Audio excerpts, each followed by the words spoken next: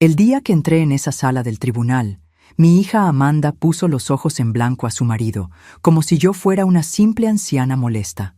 Pero cuando el juez me vio, el mundo se detuvo. «¿Doña Blanca?», murmuró, con los ojos muy abiertos. «¿Es usted de verdad?». Todo el tribunal quedó en un silencio absoluto, mientras mi hija y su arrogante esposo intercambiaban miradas de pánico. Pero antes de continuar, asegúrate de ya estar suscrito al canal y escribe en los comentarios ¿desde dónde estás viendo este video? Nos encanta saber hasta dónde llegan nuestras historias.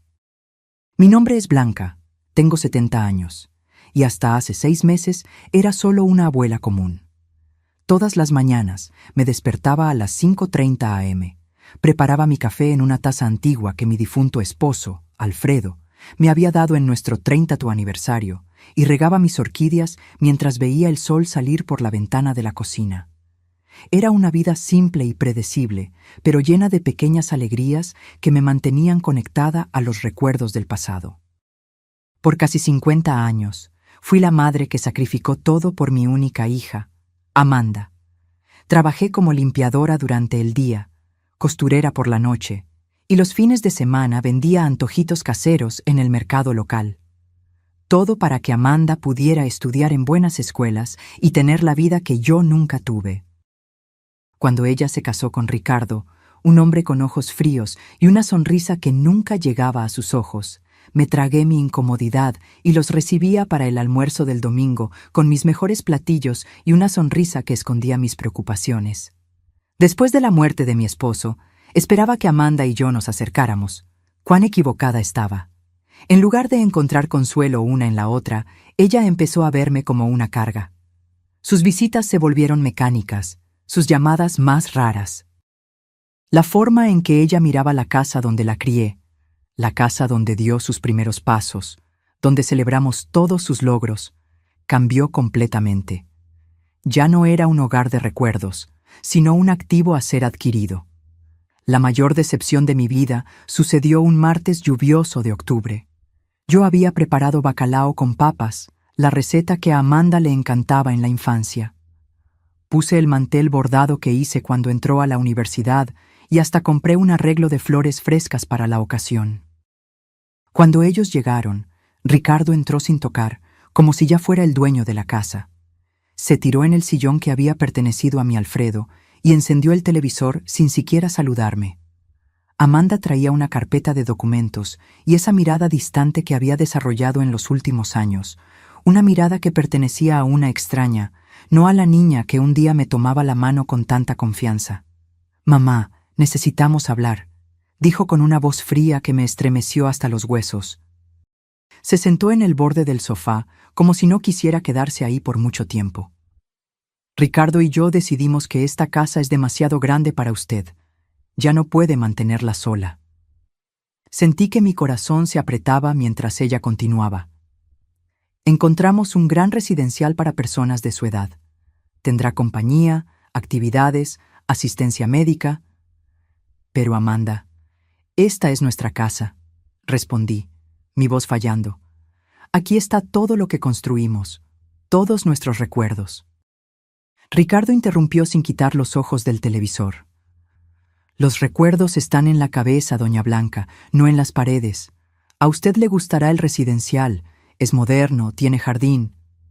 Lo que él no dijo, pero sus ojos calculadores revelaban, era que ellos querían mi casa. La casa que Alfredo y yo construimos con tanto sacrificio a lo largo de décadas. La casa donde guardábamos no solo recuerdos, sino también una parte de nuestras almas. Amanda puso la carpeta sobre la mesa. «Ya nos encargamos de toda la documentación. Solo tiene que firmar». Su voz era mecánica, como si estuviera hablando sobre un contrato cualquiera, no sobre arrancar a su propia madre del único lugar que me quedaba en el mundo. Cuando me rehusé a firmar, el clima cambió rápidamente. Ricardo apagó el televisor y me encaró con una frialdad que nunca había demostrado tan abiertamente. «Doña Blanca», dijo, acomodándose la corbata cara que usaba, «usted necesita ser razonable. No puede seguir viviendo sola. La semana pasada olvidó la estufa encendida. Es peligroso. Aquello era una mentira descarada. Yo nunca había olvidado la estufa encendida en toda mi vida. Pero me di cuenta en ese momento de que ellos estaban dispuestos a inventar cualquier cosa para conseguir lo que querían.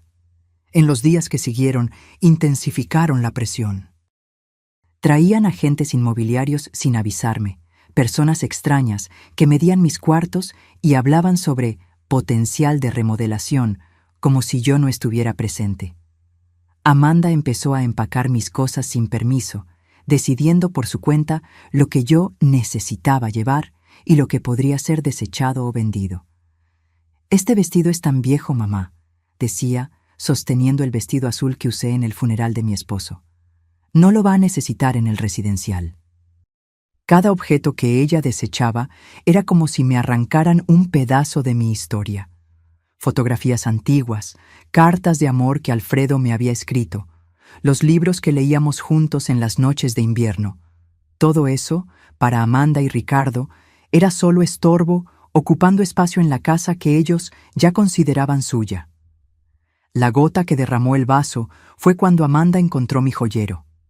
Era una pequeña caja de madera tallada que Alfredo me había dado en nuestro primer aniversario de bodas.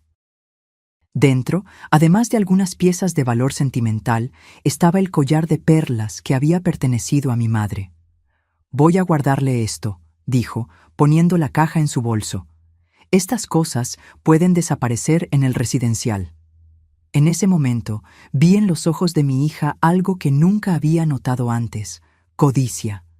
Pura y simple codicia, disfrazada de preocupación filial. Y por primera vez en mi vida, sentí una rabia que no sabía que era capaz de sentir. Esa noche, sola en mi cuarto mientras escuchaba a Amanda y Ricardo conversando en voz baja en la sala sobre cómo resolver el problema en el que yo me había convertido, lloré como no lloraba desde la muerte de mi esposo. Pero no eran solo lágrimas de tristeza, eran lágrimas de indignación, de revuelta contra la injusticia de ser tratada como un objeto desechable después de una vida entera de dedicación. Fue entonces que tomé una decisión. No me iría sin luchar. No permitiría que borraran mi existencia, que me redujeran a un inconveniente a ser resuelto. Con esa determinación recién descubierta, me sequé las lágrimas y empecé a pensar en cómo podría defenderme de aquellos que debían protegerme. Lo que no sabía era que, en poco tiempo, descubriría un secreto que cambiaría completamente el equilibrio de poder en esa casa.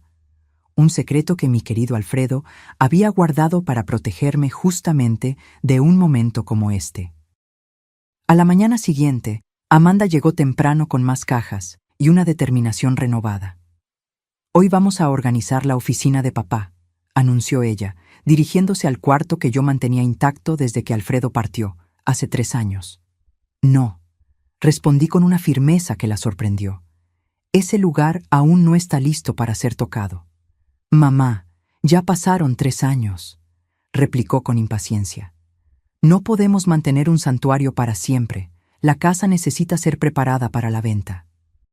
Me di cuenta en ese momento de que no importaba lo que yo dijera. Ellos ya habían decidido mi futuro.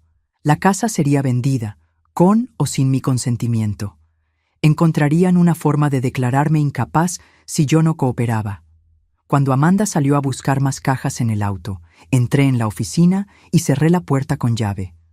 Aquel era el último refugio de los recuerdos de mi esposo, el lugar donde su olor aún flotaba en el aire, donde sus cosas permanecían exactamente como él las había dejado. Pasé los dedos por los libros en el estante, por los papeles organizados meticulosamente en carpetas, por el portarretratos con nuestra foto de bodas. Fue entonces que noté algo a lo que nunca había prestado atención antes. En el último estante de la librería, escondida detrás de una hilera de enciclopedias antiguas, había una pequeña caja fuerte empotrada en la pared. En 47 años de matrimonio, nunca supe de su existencia. Mis manos temblaban mientras yo intentaba imaginar la combinación. Probé nuestra fecha de matrimonio, el cumpleaños de Alfredo, el nacimiento de Amanda. Nada funcionó. Finalmente, en un impulso, intenté la fecha en que nos conocimos, esa tarde lluviosa de domingo en que nos refugiamos bajo el mismo toldo de una pastelería. Para mi sorpresa, la caja fuerte se abrió. Dentro había una carpeta de cuero con las iniciales de Alfredo grabadas en dorado. Al abrirla, encontré documentos que me dejaron sin aliento. Escrituras de propiedades, extractos bancarios de cuentas que yo desconocía, certificados de acciones en empresas de renombre, pólizas de seguros con valores que me hacían dar vueltas la cabeza. Y en medio de todo eso, un sobre sellado con mi nombre escrito en la caligrafía inconfundible de mi esposo.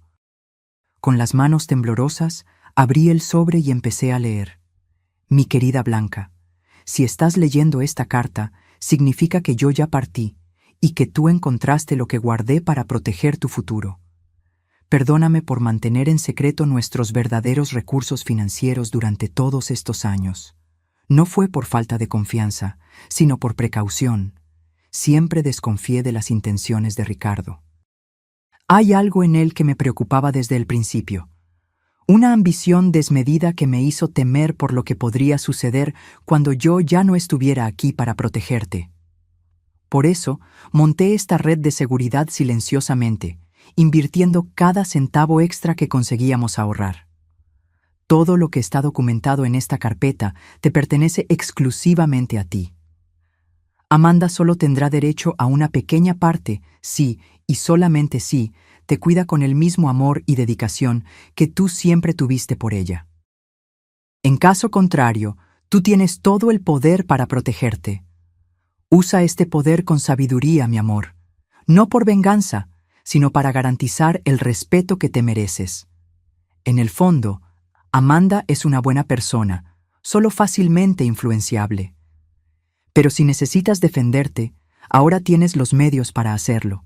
Con todo mi amor, para toda la eternidad, Alfredo. Las lágrimas corrían por mi rostro mientras yo absorbía cada palabra. Mi Alfredo, siempre tan quieto y discreto, había construido un imperio en silencio para protegerme.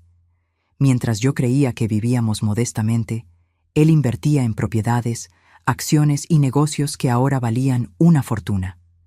Entre los documentos, encontré algo que me dejó con la boca abierta: la escritura del edificio donde Amanda y Ricardo vivían. El apartamento lujoso del que tanto se enorgullecían, que ostentaban como símbolo de su éxito, en realidad me pertenecía. Ellos pagaban alquiler a una administradora que depositaba el valor directamente en una cuenta a mi nombre, cuenta que yo ni siquiera sabía que existía. Había más. Alfredo poseía acciones en la empresa donde Ricardo trabajaba. No eran acciones menores, sino una participación significativa lo suficiente para influir en decisiones importantes, incluso sobre el futuro de empleados como mi yerno. Sentada en el suelo de la oficina, rodeada de papeles que representaban más dinero del que yo jamás imaginé poseer, me reí entre lágrimas. Amanda y Ricardo creían que me estaban echando de mi casa para quedársela, sin tener idea de que esta casa era la más pequeña de mis propiedades. Los golpes insistentes en la puerta me trajeron de vuelta a la realidad. «¡Mamá! ¡Abra esa puerta ahora mismo!», gritaba Amanda. Rápidamente, guardé los documentos más importantes en mi bolso y devolví el resto a la caja fuerte, cerrándola cuidadosamente. Cuando abrí la puerta, Amanda me miró con irritación. «¿Qué está haciendo usted encerrada aquí adentro?». Solo me despedía. Respondí con una calma que la desconcertó. «Tienes razón, Amanda. Quizás sea hora de seguir adelante». Ella me estudió con desconfianza, pero luego su rostro se suavizó, creyendo que yo finalmente había cedido. «Me alegro de que haya entendido, mamá. Verá que es lo mejor para todos». Sí, estuve de acuerdo, sosteniendo firmemente mi bolso donde guardaba los documentos que lo cambiarían todo. Estoy segura de que cada uno tendrá exactamente lo que se merece. Esa noche, mientras Amanda y Ricardo celebraban su aparente victoria con una botella de vino caro en la sala, yo hice una llamada a un número que encontré entre los contactos de Alfredo.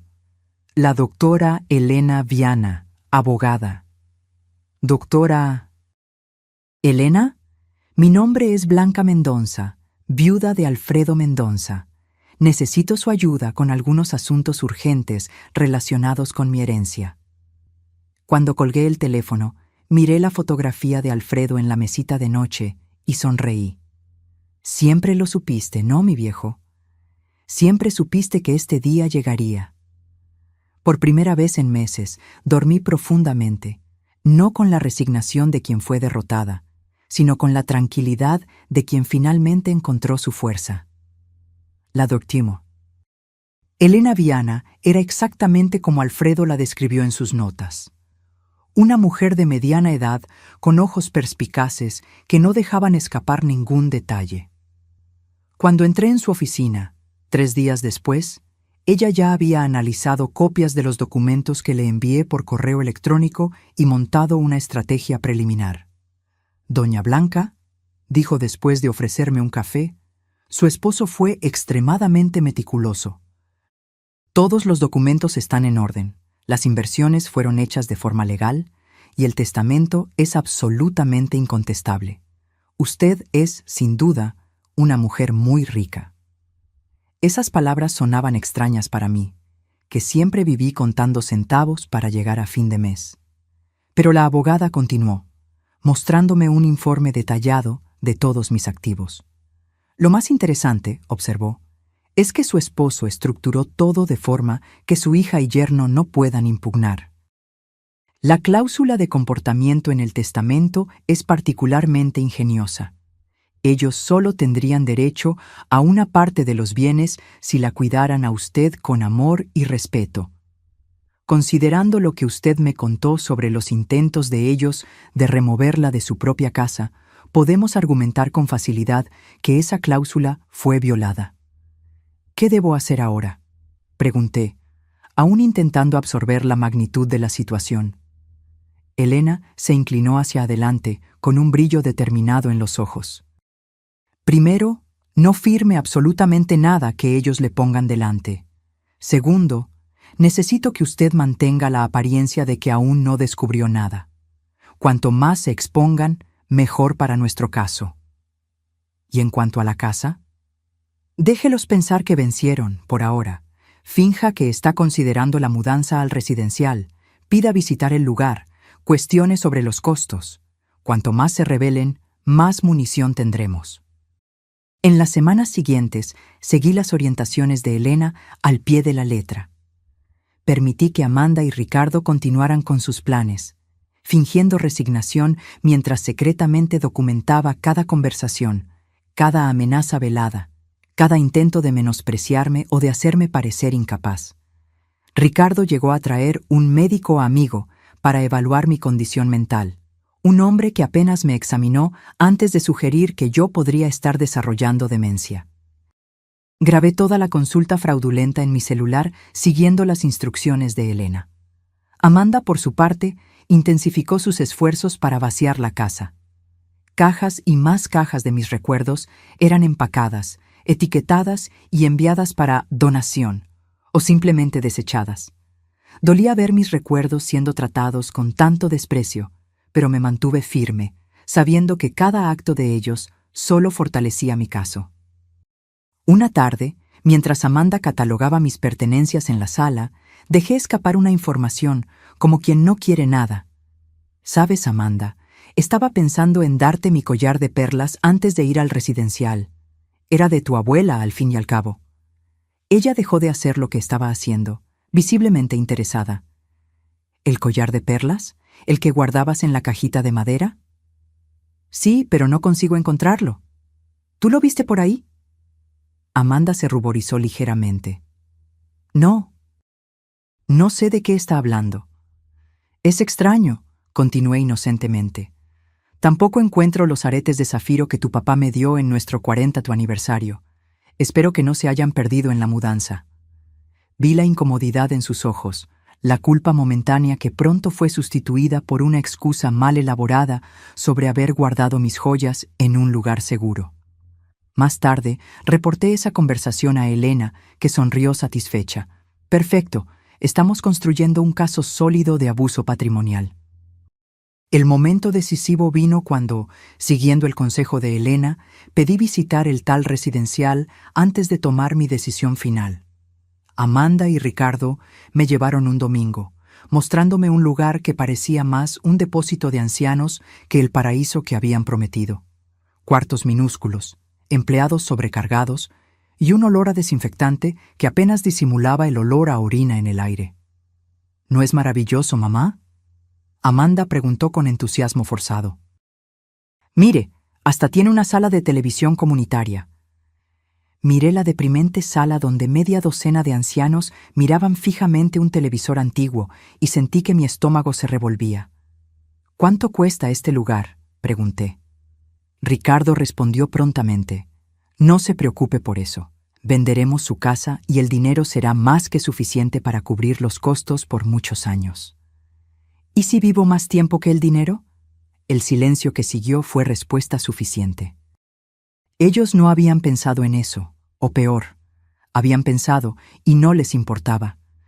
De vuelta a casa, permanecí en silencio mientras ellos discutían animadamente sus planes para remodelar la casa tan pronto yo me fuera. Hablaban sobre derrumbar paredes, modernizar la cocina, transformar mi cuarto en una oficina en casa para Ricardo. ¿Y el cuarto de papá?, pregunté de repente. Amanda vaciló. Bueno, estábamos pensando en transformarlo en un cuarto de huéspedes o quizás un closet más grande. Entiendo, respondí, mirando por la ventana del auto para esconder el dolor en mis ojos. Esa noche, llamé a Elena y le dije, «Estoy lista, vamos a seguir con el plan».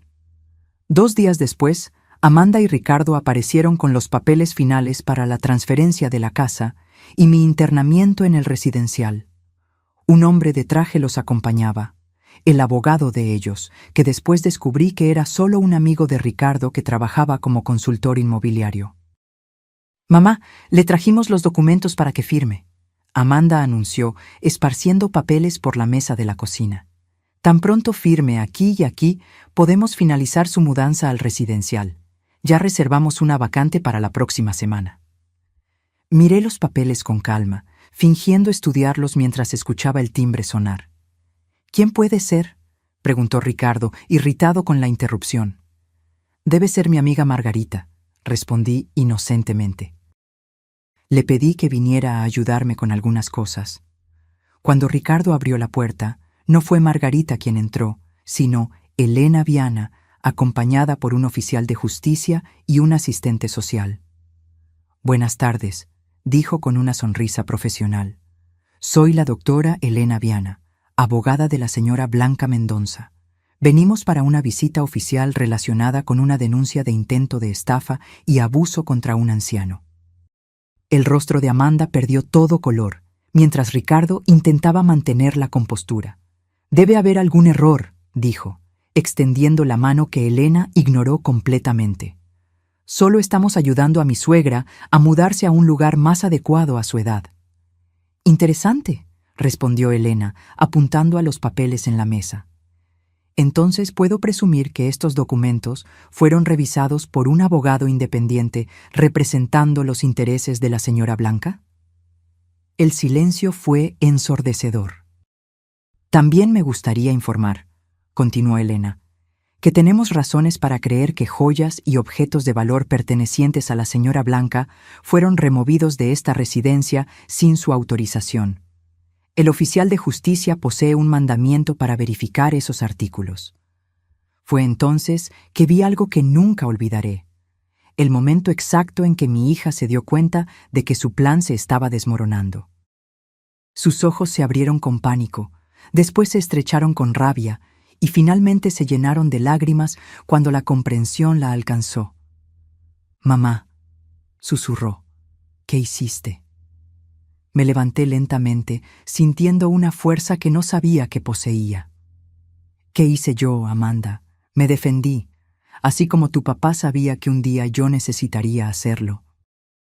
El oficial de justicia y el asistente social empezaron a documentar el estado de la casa, fotografiando las cajas apiladas, los cuartos parcialmente vaciados, los papeles de transferencia sin firmar sobre la mesa.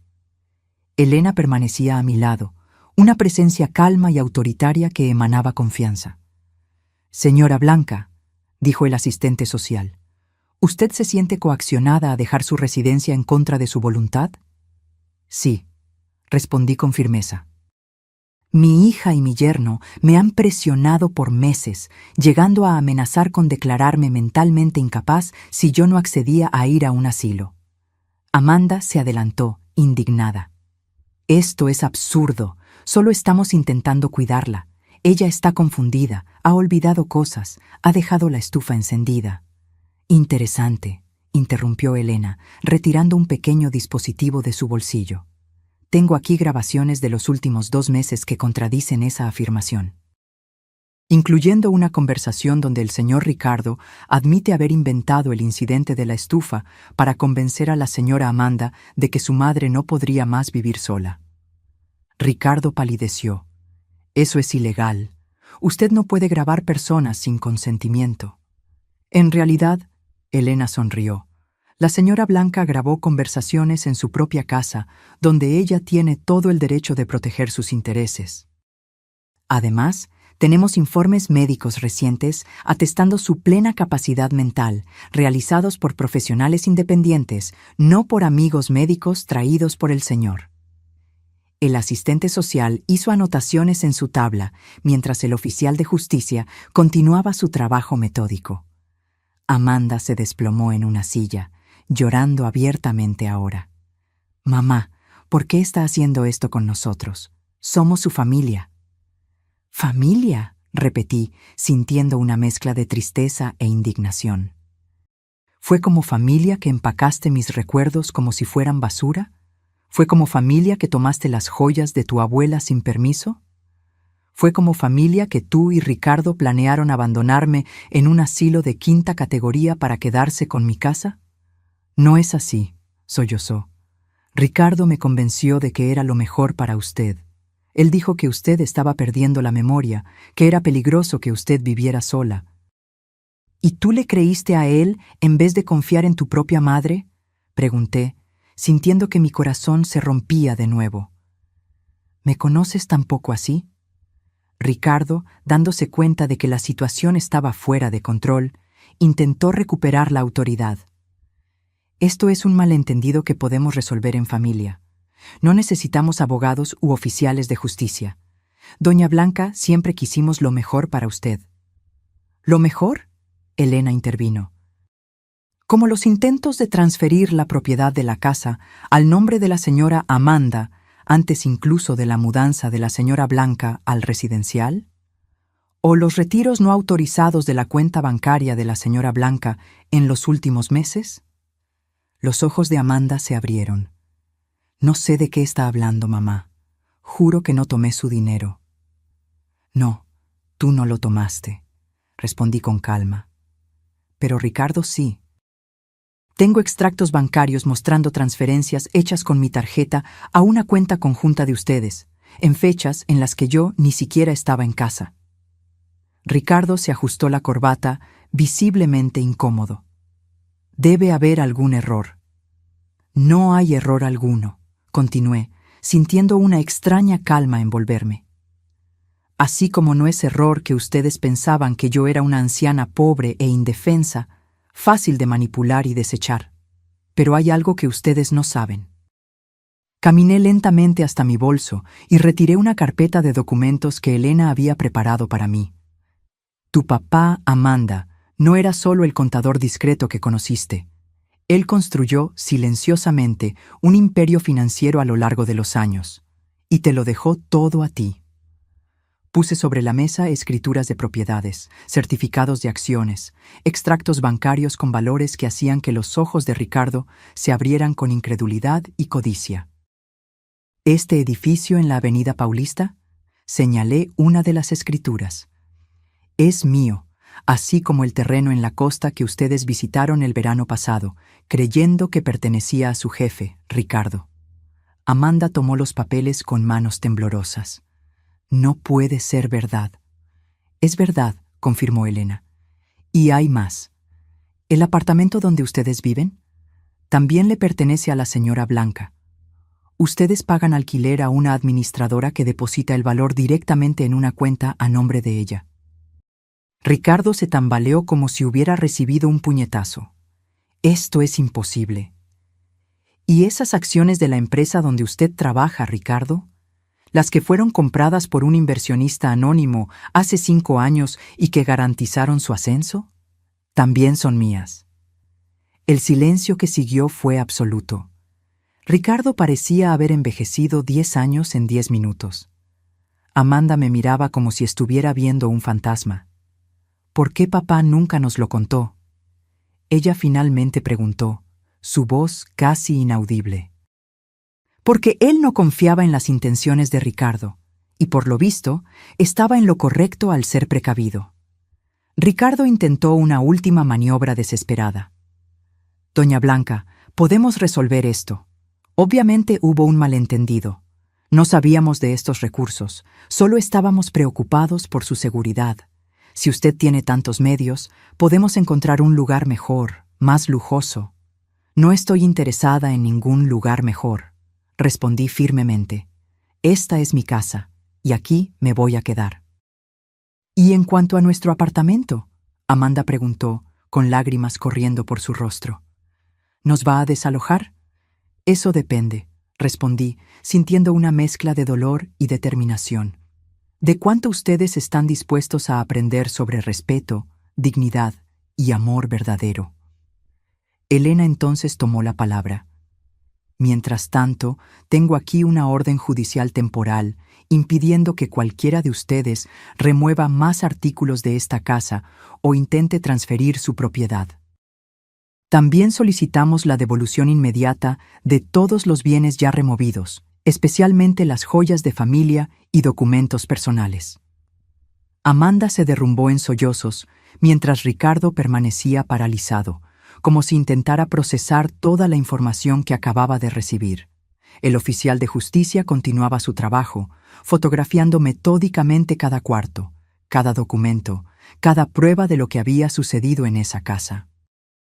Yo sugiero, dijo Elena con voz firme, que ustedes dos salgan ahora y piensen muy bien sobre sus próximos pasos.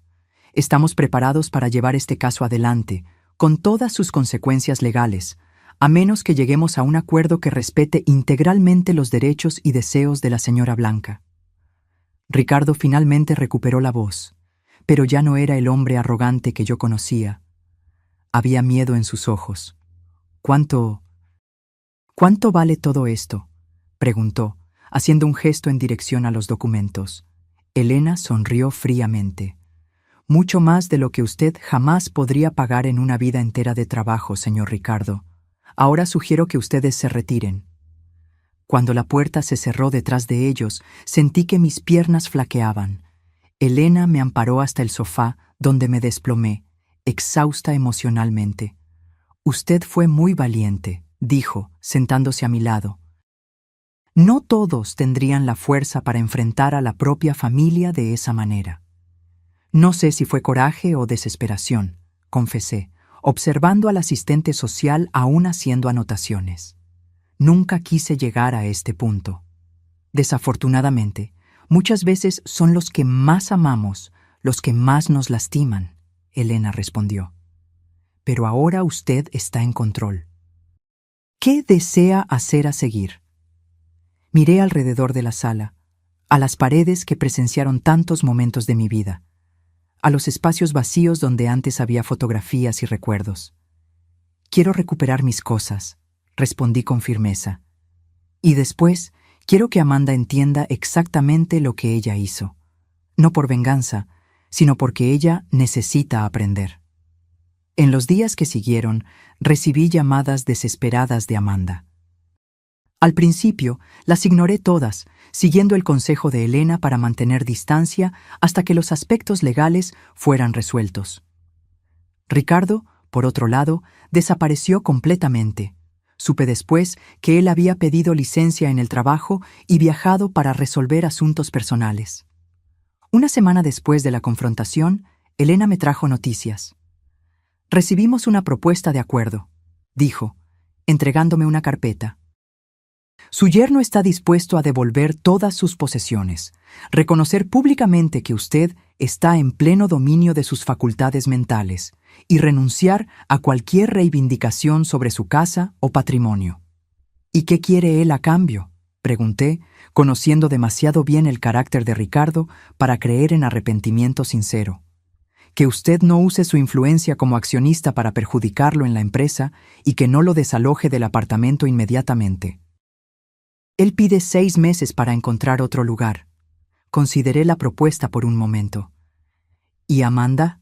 ¿Qué dice ella sobre esto? Elena vaciló. Su hija no participó en esta negociación. Por lo que entendí, hay tensiones en el matrimonio después de la revelación. Aquello no me sorprendió. Ricardo siempre había sido el tipo de hombre que abandona el barco cuando empieza a hundirse. Ahora que sabía que no conseguiría mi fortuna, probablemente ya estaba culpando a Amanda por el fracaso del plan. Diga a Ricardo que acepto sus condiciones, con una salvedad. Respondí después de pensar por un momento. Si él quiere permanecer en el apartamento por 6 meses, tendrá que aumentar el valor del alquiler en 50%. Al fin y al cabo, ahora él sabe quién es el verdadero propietario. Elena sonrió. Será un placer transmitir su mensaje. 2 semanas después, recibí una visita inesperada. Amanda estaba en mi puerta, sola, con ojeras profundas y el rostro marcado por noches de insomnio. ¿Puedo pasar?, preguntó tímidamente, tan diferente de la mujer arrogante que había intentado echarme de mi propia casa. Abrí la puerta en silencio y la dejé pasar. Ella cargaba 2 grandes cajas que puso cuidadosamente sobre la mesa de la sala. «Sus joyas», dijo con voz embargada. «Todas ellas, y también sus álbumes de fotografía, las cartas de papá, todo lo que yo tomé». Abrí la primera caja y ahí estaban, intactos, los tesoros de mi vida. El collar de perlas de mi madre, los aretes que Alfredo me había dado, el anillo de compromiso con el pequeño zafiro que él ahorró por 1 año para comprar. Ricardo y yo nos separamos. Amanda dijo abruptamente, rompiendo el silencio. Él me culpó por todo. Dijo que yo debería haber notado que papá nunca viviría tan modestamente si no tuviera algo escondido. No respondí, solo continué verificando el contenido de las cajas, asegurándome de que todo estaba allí. «Mamá», continuó, la voz temblorosa, «sé que no merezco su perdón. Lo que hicimos, lo que yo permití que fuera hecho, es imperdonable. Pero necesito que usted sepa que yo realmente creí que estaba haciendo lo correcto». Finalmente levanté los ojos hacia ella. Y lo correcto era sacarme de mi casa, desechar mis recuerdos como basura, tratarme como una niña senil. «No», admitió, lágrimas corriendo libremente. «Ricardo me convenció de que usted estaba empeorando, que era peligroso que usted viviera sola. Él inventó historias sobre usted olvidando cosas, dejando la estufa encendida. Y yo le creía a él en vez de confiar en mi propia madre». «¿Por qué, Amanda?», pregunté, sintiendo el peso de décadas de amor aparentemente desperdiciado. «Después de todo lo que hice por ti, después de todos los sacrificios, ¿cómo pudiste creer que yo merecía ser tratada de esa manera?». Ella se sentó en el sofá, pareciendo más pequeña y más frágil de lo que jamás la había visto. «Porque era más fácil», confesó finalmente. «Era más fácil creer que usted necesitaba ayuda que admitir que yo me había casado con un hombre que solo se preocupaba por dinero y estatus. Era más fácil fingir que estábamos cuidándola que enfrentar la verdad sobre lo que nos habíamos convertido». Su rostro se contorsionó con vergüenza genuina. Cuando Ricardo sugirió por primera vez que vendiéramos la casa, yo dije que no. Entonces él empezó a plantar dudas en mi cabeza, pequeñas semillas de preocupación sobre su salud mental, su capacidad de vivir sola. Y yo dejé que esas semillas crecieran porque, en el fondo, quería la casa. Quería transformarla, modernizarla, borrar las marcas del pasado que me hacían sentir culpable por no ser la hija que debería ser. Sus palabras me golpearon como una revelación. No era solo codicia, era culpa, era el deseo de borrar las evidencias de todo lo que yo había hecho por ella, todo lo que ella no conseguía retribuir. ¿Y ahora?, pregunté. ¿Qué quieres de mí, Amanda? Ella se secó las lágrimas con el dorso de la mano, como hacía cuando era niña. Nada. No merezco nada de usted. Solo vine a devolverle lo que es suyo y a decir que, aunque usted nunca me perdone, yo sé lo que hice y voy a pasar el resto de la vida intentando ser una persona mejor. Miré a mi hija, pues, a pesar de todo, ella aún era mi hija. Y vi algo que no veía en años: honestidad. No la manipulación calculada que Ricardo había perfeccionado, ni la falsa preocupación que ella había exhibido en los últimos meses, sino vulnerabilidad genuina. ¿Dónde estás viviendo?, pregunté. Con una amiga por ahora. Estoy buscando un apartamento pequeño que pueda pagar con mi salario. Asentí, absorbiendo la información. ¿Y el apartamento? Ricardo está allá, ella respondió. Él se quedó con casi todo en el acuerdo de separación. Dijo que era lo mínimo que yo podía hacer después de arruinar nuestros planes. No pude evitar sonreír con la ironía. Ricardo continuaba siendo Ricardo, hasta el final. Amanda, dije finalmente, no puedo prometer que las cosas volverán a ser como antes. Rompiste algo profundo entre nosotras y va a tomar tiempo, si es que algún día sucede, reconstruir esa confianza. Ella asintió, aceptando mis palabras sin protesta. Pero, continué, tu papá creía que en el fondo tú aún eras la niña que él crió. Él creía que podrías encontrar tu camino de vuelta a la persona que deberías ser. Papá siempre fue mejor en ver el bien en las personas que yo, ella murmuró. Sí, estuve de acuerdo. Y quizás yo necesite aprender a tener un poco más de esa fe. No la perdoné ese día. No la invité a volver a casa, ni prometí olvidar lo que había sucedido. Pero cuando ella se levantó para irse, no la impedí de abrazarme brevemente, un contacto tímido e inseguro que contenía tanto arrepentimiento como esperanza. Después de que ella partió, me quedé sola con mis joyas recuperadas y el dolor de una traición que aún estaba muy fresca. Pero por primera vez en meses, también sentí algo diferente. No solo la satisfacción de haberme defendido, sino la posibilidad, aunque remota, de curación. 2 semanas después de la visita de Amanda, recibí una llamada inesperada de Elena. Doña Blanca, surgió una situación que usted debería saber. Ricardo no pagó el alquiler aumentado conforme a nuestro acuerdo y, por lo que supe, está planeando dejar el país. ¿Dejar el país? ¿Para dónde? Aparentemente, él tiene un primo en España. Mis fuentes en su empresa indican que él renunció y ya está vendiendo sus pertenencias. Aquello no me sorprendió. Ricardo siempre fue del tipo que huye cuando las cosas se ponen difíciles. Lo que me sorprendió fue lo que Elena dijo a seguir. Hay otra cosa. Amanda me buscó ayer, pidiendo ayuda jurídica. Ella descubrió que Ricardo vació sus cuentas conjuntas antes de la separación y la dejó con diversas deudas a su nombre. Sentí un pinchazo en el pecho. A pesar de todo, era mi hija la que estaba sufriendo. ¿Qué pretende hacer ella? Estamos entrando con medidas cautelares para impedir que él salga del país sin resolver sus pendientes. Pero, sinceramente, creo que él ya transfirió el dinero al exterior. Amanda está prácticamente en bancarrota, además de endeudada. Después de colgar, me quedé mirando por la ventana por un largo tiempo, observando el jardín donde Amanda solía jugar cuando era niña. Recordé la carta de Alfredo, de sus palabras sobre usar el poder no para lastimar, sino para proteger y enseñar. Al día siguiente, le pedí a Elena que preparara algunos documentos y llamé a Amanda. Necesitamos hablar, dije simplemente.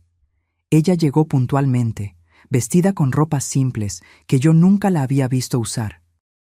El glamour de esposa de ejecutivo había desaparecido completamente. Elena me contó sobre Ricardo.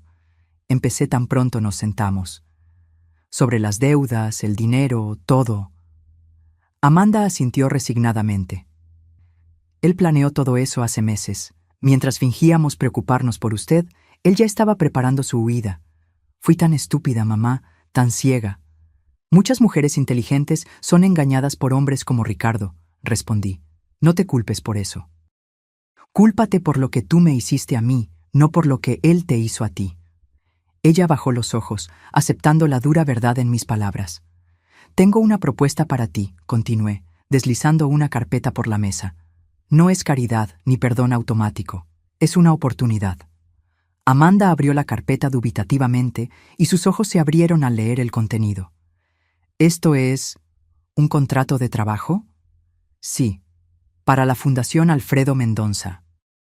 Una organización que estoy creando para ayudar a ancianos víctimas de abuso familiar y abandono. La idea había nacido durante mis noches de insomnio, cuando me di cuenta de que mi historia no era única. ¿Cuántos otros ancianos estaban siendo manipulados por familiares codiciosos? ¿Cuántos estaban siendo forzados a dejar sus casas, a renunciar a sus vidas, sin tener la suerte que yo tuve de contar con un esposo precavido? ¿Usted quiere que yo trabaje para usted? Amanda preguntó, confundida. Quiero que tú trabajes para la fundación. Tu conocimiento en administración será útil. El salario es modesto, pero justo, y hay una cláusula de vivienda. Puedes ocupar el apartamento pequeño en el fondo de esta casa, lo que te ahorrará en alquiler mientras reorganizas tu vida. ¿Por qué? Ella susurró. ¿Por qué haría esto por mí después de todo? Me levanté y caminé hasta la ventana, observando mi jardín floreciendo bajo el sol de la tarde. No estoy haciendo esto por ti, Amanda. Estoy haciendo por la mujer que tú puedes llegar a ser. Por la hija que tu papá creía que tú aún eras, en el fondo. Y estoy haciendo por todos los ancianos que no tuvieron la suerte que yo tuve, que no tienen cómo defenderse. Me di la vuelta para encararla. Tu trabajo será arduo y frecuentemente doloroso. Vas a escuchar historias que te recordarán lo que tú misma intentaste hacerme a mí. Tendrás que mirar a los ojos de personas que fueron traicionadas por aquellos que debían amarlas. Y, quizás, a través de ese trabajo, tú entiendas verdaderamente lo que intentaste hacer. Amanda sostenía el contrato con manos temblorosas. No sé si merezco esta oportunidad. Probablemente no la mereces, respondí con honestidad. Pero tu papá siempre decía que el perdón no es algo que se merezca, es algo que se ofrece. No estoy lista para perdonarte completamente, pero estoy dispuesta a ofrecer un camino. En los meses que siguieron, transformé mi dolor en propósito. Con la ayuda de Elena, creé la Fundación Alfredo Mendonça, usando parte de la fortuna que mi esposo había acumulado para defender a aquellos que no podían defenderse solos. Compramos una casa grande, cerca de la mía, y la transformamos en un centro de apoyo jurídico y emocional para ancianos en situación de vulnerabilidad. Amanda, fiel a su palabra, trabajaba incansablemente. Al principio, los otros empleados de la fundación la trataban con desconfianza. Todos conocían nuestra historia, que yo nunca intenté esconder. Pero con el tiempo, su dedicación genuina empezó a ganar respeto. La vía de redención no fue fácil para ella. Hubo días en que llegaba a casa, pues el pequeño apartamento en el fondo de mi casa se había convertido en su hogar, con los ojos rojos de tanto llorar después de escuchar historias particularmente dolorosas de ancianos abandonados o explotados.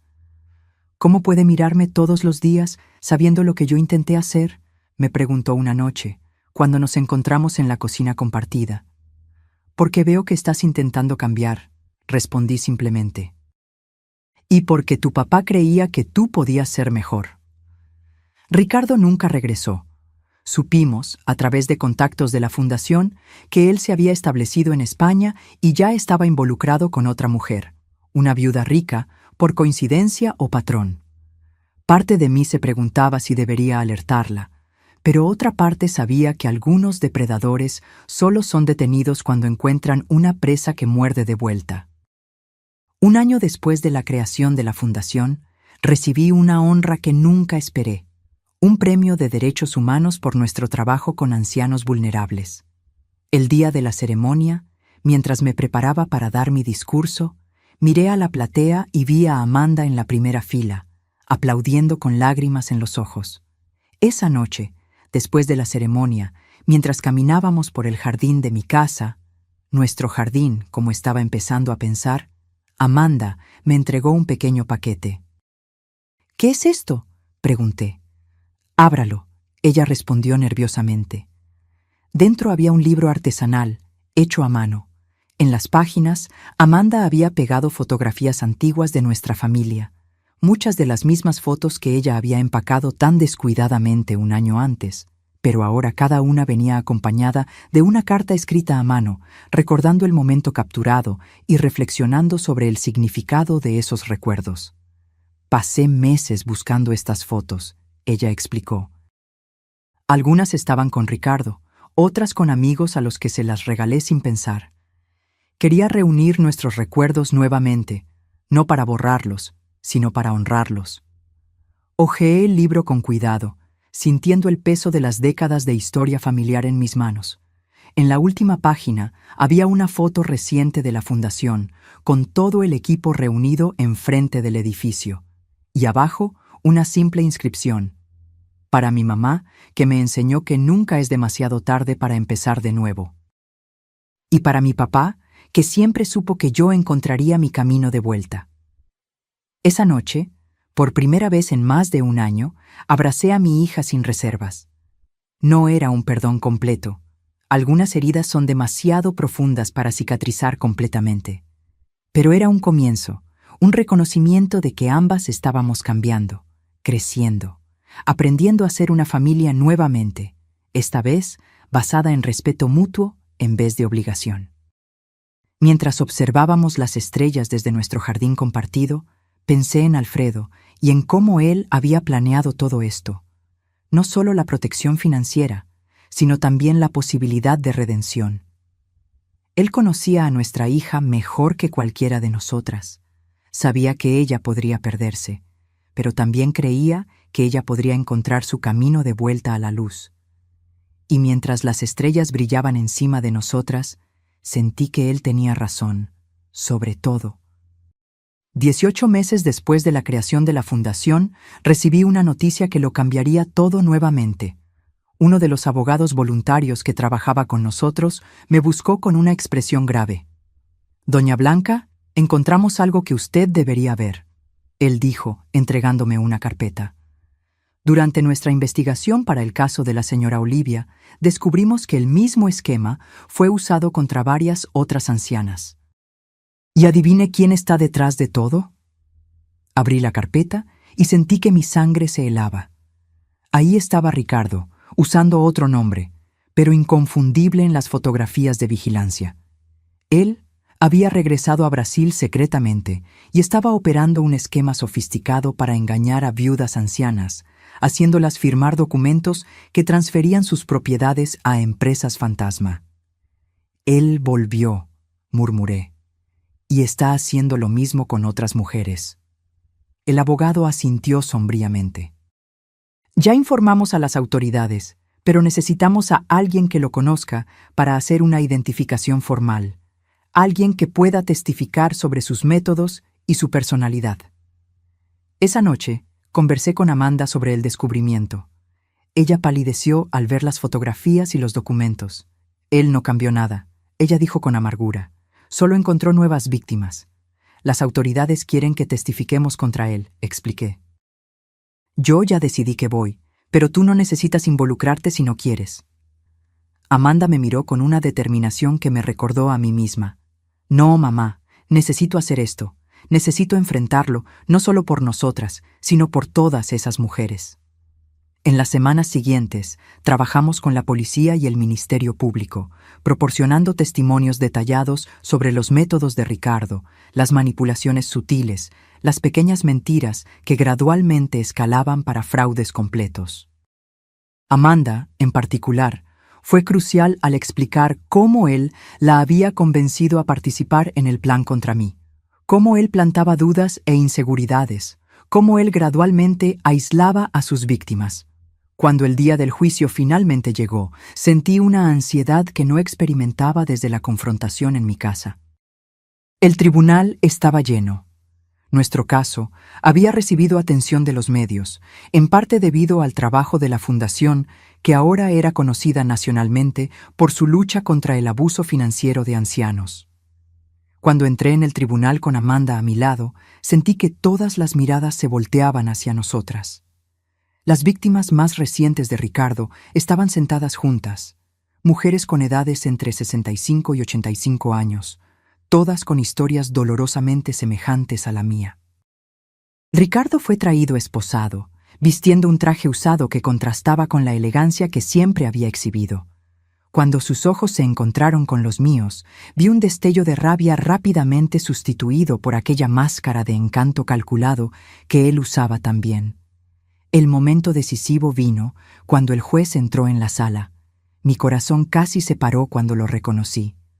Juez Enrique Méndez, anunció el oficial de justicia. Era el joven abogado que había trabajado como pasante en el tribunal décadas atrás, cuando yo era secretaria allí. El mismo hombre tímido que yo había alentado cuando todos los demás lo trataban con desdén. El muchacho para quien yo llevaba café en las noches en que él trabajaba hasta tarde, estudiando para exámenes. Él no me reconoció inmediatamente, ocupado con los procedimientos iniciales. Pero cuando llegó mi turno de testificar, y yo dije mi nombre, vi sus ojos levantarse de los papeles con una expresión de sorpresa y reconocimiento. «¿Doña Blanca?», él preguntó, ajustándose los lentes como si no pudiera creer lo que veía. «¿Blanca Almeida de la Secretaría del Tribunal Regional?». «Sí, su señoría», respondí con una pequeña sonrisa. «Ha pasado mucho tiempo». El juez sonrió brevemente antes de retomar su expresión profesional. «Ciertamente ha pasado. Por favor, continúe con su testimonio». Durante las 2 horas siguientes, narré en detalles todo lo que Ricardo había hecho, cómo él había manipulado a mi hija, cómo había intentado despojarme de mi casa y dignidad, cómo había planeado abandonarme en un asilo de calidad dudosa. Hablé sobre el descubrimiento de la fortuna que mi esposo había dejado y cómo eso había frustrado sus planes. Y ahora, concluí, él está haciendo lo mismo con otras mujeres que no tuvieron la suerte que yo tuve de contar con un esposo precavido. Cuando terminé, la abogada de Ricardo se levantó para el contrainterrogatorio, intentando pintarme como una señora confundida que había imaginado persecución donde había solo preocupación familiar. «Señora Blanca», ella preguntó con falsa simpatía, «¿no es verdad que usted estaba teniendo lapsos de memoria en la época? ¿Que usted a veces olvidaba dónde ponía las cosas, dejaba la estufa encendida?» «No», respondí firmemente. «Nunca tuve tales problemas. Su cliente inventó esas historias para convencer a mi hija de que yo necesitaba ser internada». «¿Y cómo puede usted tener tanta certeza de eso, si tenía problemas de memoria?». Ella insistió con una sonrisa condescendiente. «Objeción, su señoría», intervino el fiscal, argumentativa. «Aceptada», respondió el juez Enrique. «Abogada, reformule su pregunta». Pero antes de que ella pudiera hacerlo, pedí permiso para responder. La señora pregunta cómo puedo tener certeza. Puedo tener certeza porque tengo informes médicos completos realizados después del intento de mi yerno de declararme incapaz. Puedo tener certeza porque tengo grabaciones de él admitiendo que inventó esos incidentes. Y puedo tener certeza porque a los 70 años de edad aún consigo recordar el primer día en que el hoy juez Enrique Méndez entró en el tribunal como pasante, vistiendo un traje azul marino que le quedaba demasiado grande en los hombros, cargando una carpeta de cuero sintético que había ganado de su madre como regalo de graduación. Todo el tribunal se quedó en silencio. El juez Enrique me miraba con una mezcla de sorpresa y emoción. Me acuerdo de cada detalle de ese día, así como me acuerdo de cada detalle del día en que mi yerno y mi hija intentaron convencerme de que yo ya no era capaz de cuidarme a mí misma. Mi memoria, señora abogada, está perfectamente intacta. El silencio que siguió fue roto solo por el sonido de la pluma del juez rasgando algo en su libreta de anotaciones. Amanda testificó enseguida, con una valentía que me llenó de orgullo. Ella habló abiertamente sobre cómo había sido manipulada, sobre su propia culpa y arrepentimiento, sobre el camino de redención que había encontrado a través del trabajo en la fundación. Ricardo me convenció de que mi mamá estaba perdiendo la capacidad mental, ella explicó con la voz embargada. Él empezó con pequeñas sugerencias. ¿Notaste cómo tu mamá olvidó el nombre de aquel actor? ¿Viste cómo confundió las fechas? Hasta que empecé a ver problemas donde no existían. Cuando Ricardo finalmente testificó, fue como ver a un actor en escena. Él negó todas las acusaciones. Se pintó como un yerno preocupado que solo quería lo mejor para su suegra. Llegó a derramar lágrimas falsas al hablar sobre cómo estaba herido con las acusaciones. Pero entonces el fiscal presentó las evidencias, grabaciones, documentos falsificados, testimonios de todas las otras víctimas cuyas historias eran casi idénticas a la mía. Y finalmente, registros bancarios mostrando cómo él había desviado dinero de todas ellas. Al final del juicio, que duró 3 días, el juez Enrique Méndez pronunció su sentencia. Ricardo Alves da Costa. Este tribunal lo considera culpable de todas las acusaciones de estafa, falsedad ideológica, coacción y abuso contra ancianos vulnerables. El señor explotó la confianza de familiares y de mujeres que, en sus años dorados, merecían protección y respeto, no manipulación y robo. El juez ajustó los lentes, mirando directamente a Ricardo. Particularmente perturbador para este tribunal es la frialdad con que el señor planeó y ejecutó sus crímenes, apuntando específicamente a personas que el señor consideraba débiles e incapaces de defenderse. Él hizo una pausa, entonces continuó con una voz que combinaba autoridad y emoción contenida.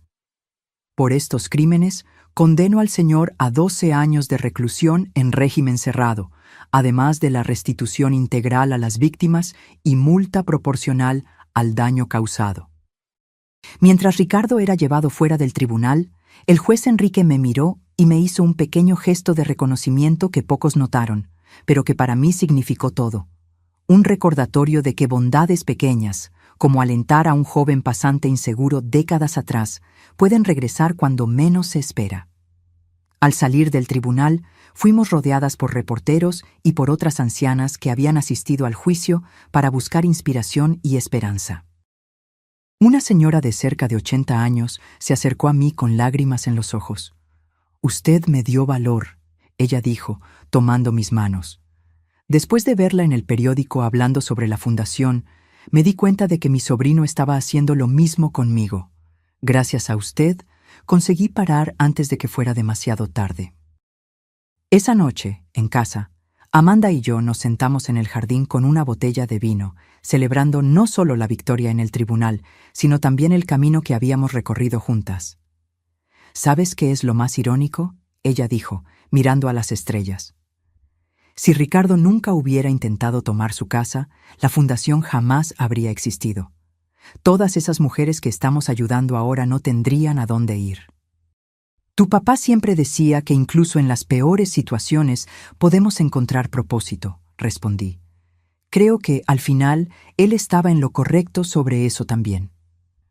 Amanda sonrió, una sonrisa que finalmente alcanzaba sus ojos, recordándome a la niña que ella había sido antes de que Ricardo entrara en nuestras vidas. Él estaría orgulloso de usted, mamá, de todo lo que usted construyó a partir del dolor. De nosotras dos, corregí gentilmente. Él siempre supo que tú encontrarías tu camino de vuelta. Miramos al cielo estrellado en silencio por algunos minutos, cada una perdida en sus propios pensamientos. La fundación se había convertido en más que solo un trabajo para nosotras. Era una misión compartida, un propósito que nos reconectó de una forma que yo nunca imaginé ser posible después de todo lo que habíamos pasado. Lo que sucedió hoy en el tribunal, Amanda dijo finalmente, cuando el juez la reconoció, fue como ver al destino desenvolviéndose, como si todas las piezas finalmente encajaran. La vida es así, respondí. A veces las gentilezas que ofrecemos regresan cuando más las necesitamos. Nunca imaginé que aquel joven pasante tímido un día se convertiría en el juez que condenaría a Ricardo. Usted siempre fue así, ¿no? Siempre ayudando a los otros sin esperar nada a cambio. Sonreí, recordándome de todos los pequeños gestos a lo largo de mi vida que nunca consideré extraordinarios. Llevar café a pasantes que trabajaban hasta tarde, defender a empleados más jóvenes de jefes tiránicos, ofrecer un hombro amigo a colegas en dificultades. Es solo la forma como fui criada, respondí. Tu abuela siempre decía que la bondad es la única inversión que nunca falla. Amanda levantó su copa. A la justicia y a la bondad que siempre regresa. 5 años pasaron desde el juicio de Ricardo. La Fundación Alfredo Mendonça se volvió una referencia nacional en la defensa de los derechos de los ancianos. Lo que empezó como una pequeña oficina de apoyo jurídico se expandió para 3 unidades en diferentes ciudades, ofreciendo no solo asistencia legal, sino también apoyo psicológico, actividades sociales y, más recientemente, vivienda temporal para ancianos en situación de vulnerabilidad. En una mañana soleada de primavera, yo estaba sentada en el jardín de la fundación, observando a un grupo de señoras participando de una clase de tai chi, cuando Amanda se acercó con un sobre en las manos. Llegó hoy, ella dijo, entregándome el sobre con el sello del Ministerio de Justicia. Creo que es lo que estábamos esperando. Con manos ligeramente temblorosas por la edad, ahora con 75 años, yo ya sentía el peso de los años en las articulaciones. Abrí el sobre y leí su contenido. Fue aprobado, anuncié, sintiendo un nudo en la garganta. El proyecto de ley blanca para protección patrimonial y psicológica de ancianos vulnerables fue sancionado ayer. Amanda se sentó a mi lado, sus ojos brillando con lágrimas contenidas. Lo conseguimos, mamá. Realmente lo conseguimos. El proyecto, fruto de 3 años de trabajo incansable junto a legisladores y organizaciones de defensa de los derechos de los ancianos, creaba mecanismos legales más robustos para proteger a personas mayores de 65 años contra abusos financieros y psicológicos, especialmente aquellos perpetrados por familiares. Era la culminación de todo lo que habíamos aprendido con nuestra propia experiencia dolorosa, transformada en un instrumento que podría evitar que miles de otros ancianos sufrieran el mismo calvario. Tu papá estaría tan orgulloso, murmuré, guardando la carta cuidadosamente de vuelta en el sobre. No solo de nosotras, sino de cómo su previsión nos permitió crear algo tan más grande que nosotras mismas. Amanda tomó mi mano arrugada entre las suyas. A los 50 años, ella se había convertido en una mujer fuerte y compasiva, completamente diferente de aquella persona manipulada e insegura que casi me echó de mi propia casa. Su trabajo en la fundación la había transformado, así como me había transformado a mí. Tengo algo para mostrarle, ella dijo, ayudándome a levantarme. Una sorpresa que estamos preparando para la celebración del aniversario de la fundación. Caminamos juntas hasta la nueva ala del edificio principal, que había sido mantenida cerrada en las últimas semanas durante las remodelaciones. Amanda abrió la puerta y me condujo para adentro. Las paredes, antes vacías, ahora estaban cubiertas con fotografías, docenas de ellas enmarcadas cuidadosamente. Eran rostros de ancianos a los que habíamos ayudado a lo largo de los años, cada uno con una pequeña placa contando brevemente su historia. Este es el corredor de las historias, Amanda explicó. Queremos que todos los que visiten la fundación vean los rostros y conozcan las historias de las personas que ayudamos, para que entiendan que cada anciano no es solo un caso, sino una vida entera de experiencias, recuerdos y dignidad. En el centro de la pared principal había un espacio vacío esperando un cuadro más grande. Y aquí, ella continuó, irá su fotografía, mamá, con la historia que empezó todo esto. Sentí que mis ojos se llenaban de lágrimas. No sé si merezco un lugar de destaque así. Al fin y al cabo, tuve suerte. Muchos otros no tienen la protección que Alfredo me dejó. Es exactamente por eso que su historia necesita ser contada, Amanda insistió. Para mostrar que resistir es posible, que nunca es demasiado tarde para defenderse y que incluso las peores traiciones pueden eventualmente llevar a algo bueno. Caminamos lentamente por el corredor, parando para leer algunas de las historias. La señora Olivia, 82 años, que recuperó su casa después de que el sobrino intentó venderla sin su consentimiento. El señor Alberto, 77 años, que escapó de un matrimonio abusivo después de décadas de manipulación psicológica. La señora Carmen, 90 años, que denunció a los hijos por apropiación indebida y ahora daba conferencias sobre independencia financiera en la tercera edad. Todas esas personas, dijo Amanda, encontraron su voz y su fuerza porque usted encontró la suya primero.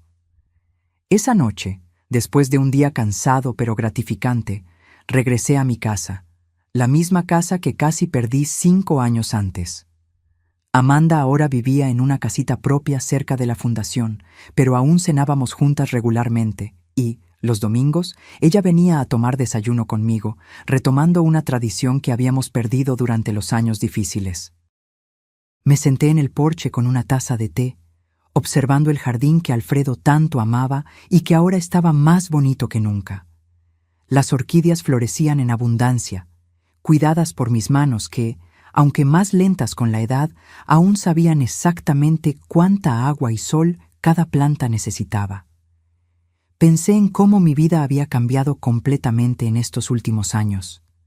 De la casi tragedia de perder mi casa y dignidad, surgió un propósito que nunca imaginé tener. De la traición de mi única hija, nació una reconciliación más profunda y verdadera de lo que nuestro relacionamiento anterior jamás había sido. En la mesa al lado de mi sillón estaba el viejo joyero que Amanda había intentado llevarse, ahora devuelto y restaurado. Lo abrí y tomé el collar de perlas de mi madre, pasando los dedos por las cuentas lisas y brillantes. Mañana lo usaría en la ceremonia de conmemoración del aniversario de la fundación, donde sería anunciado oficialmente el proyecto de ley blanca. Un pequeño sobre en el fondo de la caja me llamó la atención. Lo abrí y encontré una nota escrita a mano por Amanda. Mamá, nunca podré borrar completamente el dolor que causé, pero espero seguir siendo digna de la segunda oportunidad que usted me dio. Cada día en la fundación me recuerda que nuestro trabajo no es solo sobre leyes y derechos, sino sobre restaurar la dignidad que muchos intentan quitar de nuestros ancianos. Gracias por enseñarme que nunca es demasiado tarde para empezar de nuevo. Nunca es demasiado tarde para hacer lo correcto. Con todo mi amor y gratitud, Amanda. Guardé la nota de vuelta en la caja, sintiendo una paz que solo viene cuando finalmente entendemos que incluso las experiencias más dolorosas pueden llevarnos a lugares que nunca imaginamos alcanzar. A la mañana siguiente, cuando me preparaba para la ceremonia, miré mi reflejo en el espejo. Vi los cabellos blancos que ahora usaba con orgullo, las arrugas que marcaban un rostro que había conocido tanto sufrimiento como alegría, los ojos que habían llorado tantas lágrimas, pero que ahora brillaban con propósito y satisfacción. Y pensé en lo que diría en mi discurso, en las palabras que me gustaría que otras mujeres de mi edad escucharan y se llevaran consigo. Nunca es demasiado tarde para defenderse. Nunca es demasiado tarde para transformar dolor en propósito. Y nunca, jamás, es demasiado tarde para descubrir su propia fuerza, incluso cuando aquellos que debían protegerla son los mismos que intentan derribarla. Cuando llegué a la fundación esa mañana, fui recibida por una multitud de rostros sonrientes. El equipo que habíamos construido, los ancianos que habíamos ayudado, autoridades y partidarios que creían en nuestra causa. Y en el centro de todo, Amanda, ahora directora ejecutiva de la fundación, me esperaba con un abrazo cálido y sincero. Al subir al escenario para dar mi discurso, miré a todas esas personas y sentí una profunda gratitud por todo. Sí, por todo, incluso por los intentos de Ricardo y Amanda de quitarme todo. Porque sin aquella oscuridad, yo jamás habría descubierto la luz que ahora iluminaba tantas otras vidas. Mi nombre es Blanca, empecé, ajustando el micrófono. Tengo 75 años y esta es la historia de cómo casi lo perdí todo, solo para encontrar un propósito más grande de lo que jamás imaginé. Y mientras compartía mi jornada, vi en los ojos de la platea el reconocimiento, la esperanza y, más importante, la determinación de que mi historia no sería única, que juntas estábamos creando un mundo donde los ancianos serían tratados con el respeto y la dignidad que merecen. Al final del discurso, cuando los aplausos resonaban por el salón, miré al cielo a través de las ventanas altas y sonreí. ¿Viste, Alfredo?, pensé. Tuviste razón, sobre todo. Ahora, si te gustó esta historia, dale clic ya a este próximo video que está apareciendo en la pantalla porque en él la historia de traición y giro como nunca antes viste.